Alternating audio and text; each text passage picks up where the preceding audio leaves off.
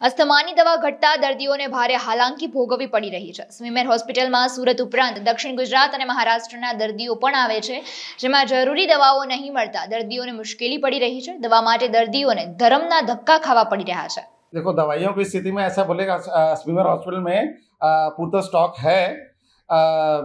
Normally जो होता है कि जो दवाइयाँ जो होती है, हॉस्पिटल सप्लाई जो होती है, वो सेंट्रल मेडिकल स्टोर, सूरत महानगर पालिका का सेंट्रल मेडिकल स्टोर द्वारा हमें दवाइयाँ मिलती हैं। हमारे जैसे ही दूसरे हॉस्पिटल जो हैं, अर्बन हेल्थ सेंटर्स हैं, मैटरनिटी होम्स हैं, उनमें भी इस तरह ये दवाइयाँ जाती हैं। अब सेंट्रल मेडिकल स्टोर की टेंडर, जो दवाई खरीदने की टेंडर प्रक्रिया है, वो चालू, नॉर्मल जो प्रोसेस होता है उसमें चालू ही है।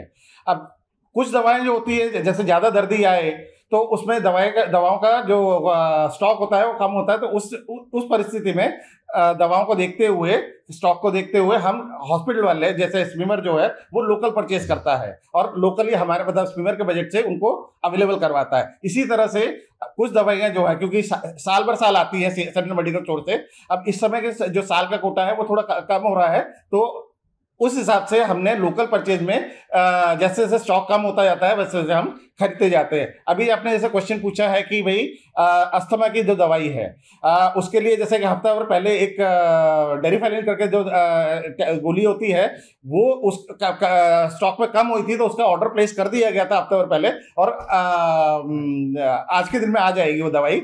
और उसके रिप्लेसमेंट में हमारे पास दवाई है, साल्ब्यूटामॉल करके जो उसकी रिप्लेसमेंट है वो दवाई है, और डॉक्टर ने वो प्रिस्क्राइब की है।